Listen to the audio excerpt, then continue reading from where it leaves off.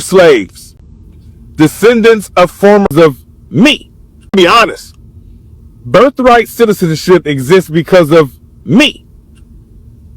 African Americans, descendants of former slaves. That's what it was for. It was not designed for an immigrant to hop over the fence and have a baby, and hey, that baby gets American citizenship. Wrong. Wait until you hear the history behind birthright citizenship. If Congress wanted to limit it to this specific purpose, they could have easily done so. By your logic, the next time you need an oil change, you'll tell the mechanic, please build me an entire car. You would not do that, and neither did Congress. Third, as set forth in the SCOTUS opinion that you did not read, the idea of birthright citizenship, the law of the land, had been around for hundreds of years before the 14th Amendment was passed. The law, by which I presume you mean the 14th Amendment of the United States, wasn't passed simply to ensure that formerly enslaved people enjoyed citizenship. You know how I know this? Because it doesn't say so. Literally no words related to enslaved people in the 14th Amendment. Birthright citizenship and the 14th Amendment has always been about foundational Black Americans. Case closed, no debate. But they try to find loopholes in it the same way they try to find loopholes in the civil rights era, the same way they try to find loopholes in our rallies, our protests, and our marches, the same way they're trying to find loopholes right now with reparations. Everything that immigrants do has to be funneled through what Black Americans have created. Everything from the United States of America to a reparations paycheck. Birthright citizenship is for foundational Black Americans. Immigrants want to get in on it. Civil rights were for foundational Black Americans. Immigrants want to get in on it. Reparations is for foundational Black Americans. Immigrants want to get in on it. There's this whole system that has been created where you take things that Black Americans have created and then you try to hand it off to all these other groups.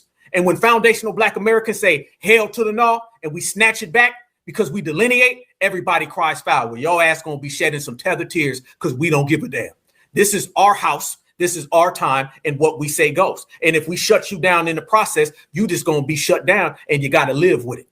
If you name everything that Black Americans have done, if you name everything Black Americans have created, it all goes back to the excellence of our country, but don't nobody ever want to put the spotlight on that. That's fine, because we're going to put the spotlight on it, and everybody knows our spotlight shines brightest amongst everybody's. And all we doing, family, is that we putting a twist on it. Each brother and sister, king, queen, goddess, and God, and we doing it our way. They cannot see us, not at all. They can try, but they're going to fail. And everybody always fails when they come up against it. So even when it comes down to birthright citizenship, it was Black Americans who freaking created that bad boy. Straight up. And I'm going to prove it to you right now, okay? If it were not for Black Americans, there would be no birthright citizenship.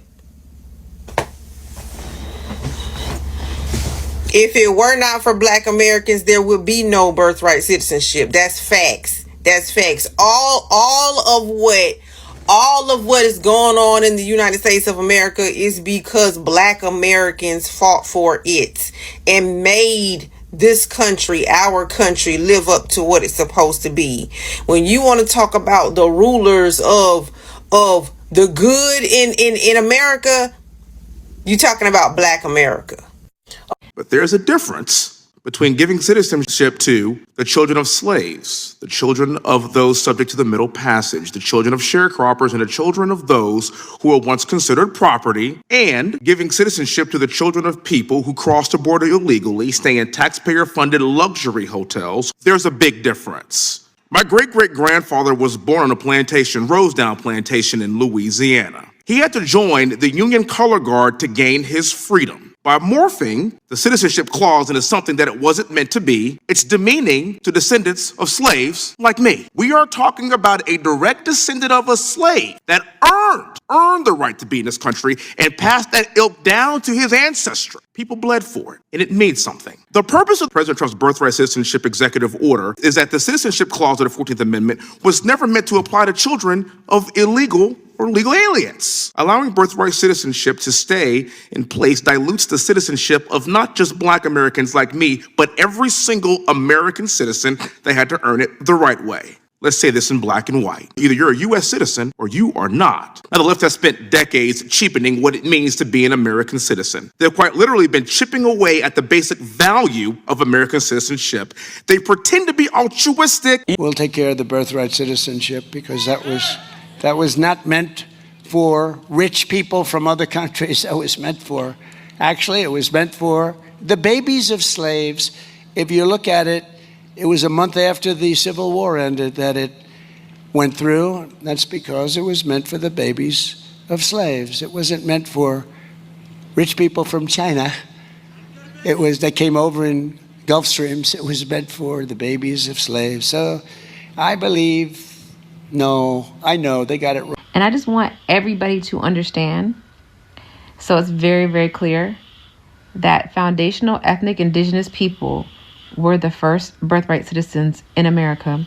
And it was for us because when the Civil War was won by our ancestors and the Americans they drafted into the war, the government wanted to make sure that we can never go back to that state again and be in bondage again as before the Civil War. A month after the Civil War ended, they voted that the children of those in bondage would be birthright citizens in America. Because even though our ancestors who fought and were in bondage were citizens, now they wanted to make sure that their descendants from here on out would be American citizens with no conflict from any racists, any white tea supremacists, nothing. We were the first birthright citizens. The law was intended for us, and this is what Trump is arguing. It was never intended for immigrants. It just wasn't. Now, as time went on, we never argued because of the nature and gracious heart that we had. We never argued against it. We never fought against immigrants coming here as ethnic and foundational indigenous people. We never argued with the fact that they used that law to extend to all other immigrants in the world. And we never argued against it because of the nature of who we are. But once we realized that people are coming here off of our hard work, our ancestors fought in the Civil War. Our ancestors went through centuries of bondage. Our ancestors went through Jim Crow. Your ancestors didn't. And all the sacrifices we made to get to another place and get to another level in this country that you guys come here and benefit off of, because everything you have comes through us. Everything you had was something that we set the precedent for. And we never fought to keep it just for ourselves. We shared it. But the disrespect is so disgusting at this point, and it's just time for us to give back to our own and stop worrying about everybody else, because they don't appreciate it. They're entitled, disgusting, whether they are, it doesn't matter what color they are. If they are white tea supremacists up here, it doesn't matter.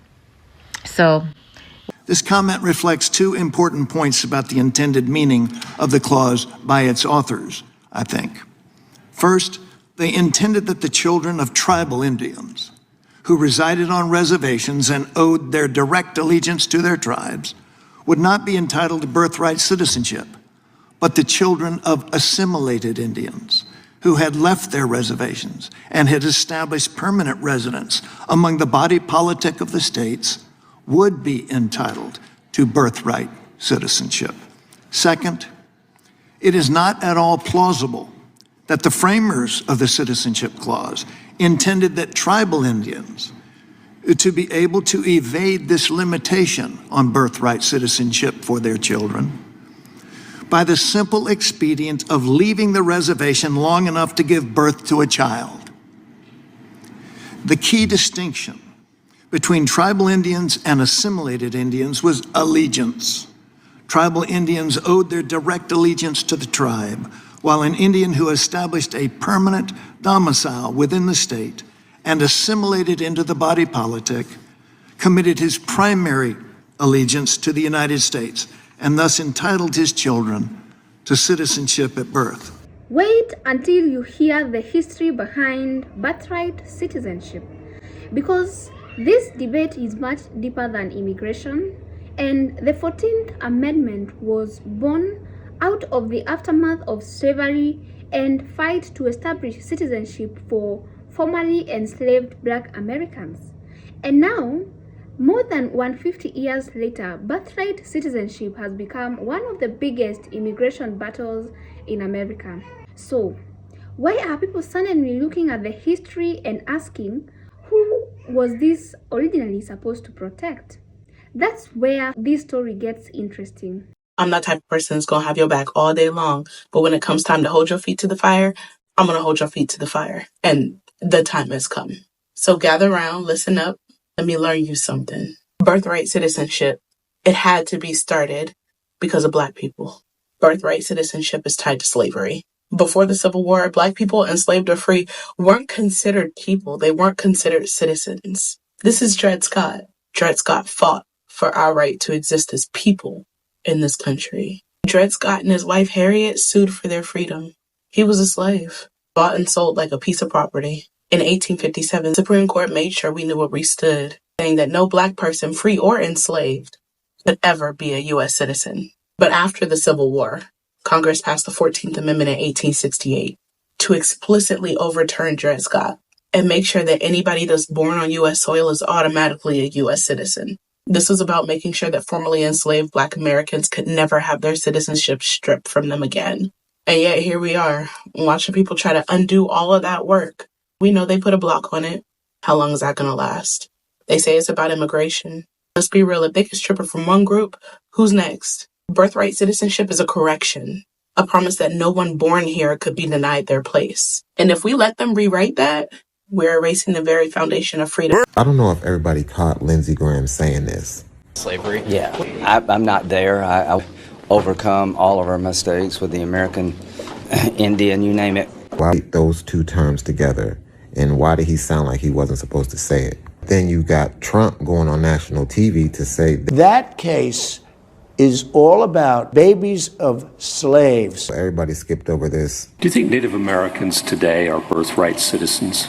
I think so. I mean, obviously they've been granted citizenship by statute. Put aside the statute. Do you think they're birthright citizens? No, I think the clear understanding that everybody agrees in the congressional debates is that the children of tribal Indians are not birthright citizens. I understand. But let's not forget about this clear, direct statement. They intended that the children of tribal Indians who resided on reservations and owed their direct allegiance to their tribes would not be entitled to birthright citizenship, but the children of assimilated Indians and had established permanent residence among the body politic of the states would be entitled to birthright citizenship. What I know and what I've heard and just what I've seen is the GOV is trying to say that birthright citizenships of Native Americans isn't a real thing because we actually came from Siberia. People's reservations are getting split in half and some are being sent to Canada.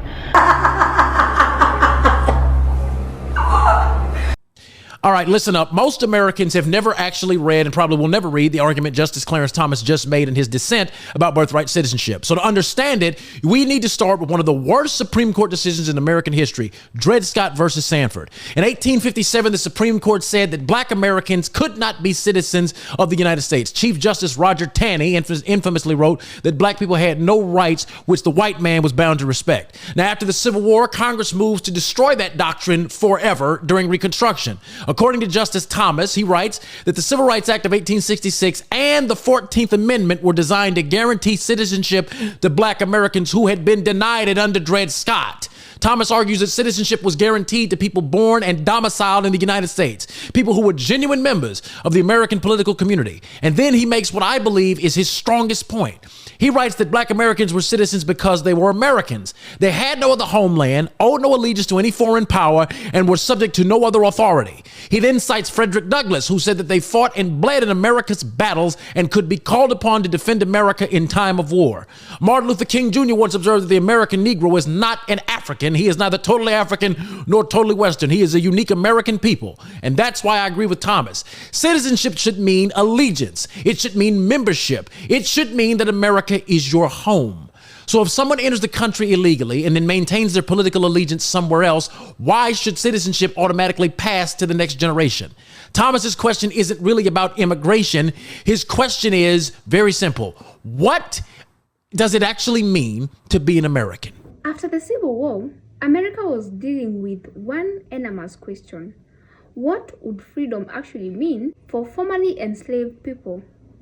Ending slavery was one thing, but citizenship, legal rights, and equal protection were another. And this is why the 14th Amendment became so important. Ratified in 1868, citizenship clause established that people born or naturalized in the US and subject to US jurisdiction are citizens.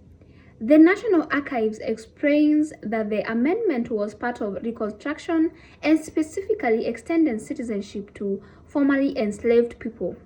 And this history matters because citizenship was not simply an abstract legal concept. For Black Americans, coming out of slavery, citizenship represented recognition, legal status, and protection under the Constitution. And here is where this conversation becomes much more complicated. The language of the amendment did not say Black Americans only. It said all people born or naturalized in the United States who were subject to US jurisdiction, and that broad language became extremely important. In 1898, the Supreme Court decided United States v. Wong Kim Act, involving a man born in San Francisco to Chinese immigration parents. The court affirmed that he was a US citizen by birth. So, the historical story is not simply birthright citizenship belongs to Black Americans. The more accurate story is that Reconstruction era citizenship protection were created in response to denial of citizenship to Black Americans, while the constitutional language itself was written broadly enough to establish a general birthright citizenship rule. And that distinction is extremely important. Fast forward to today. Birthright citizenship is once again at the center of America's immigration debate.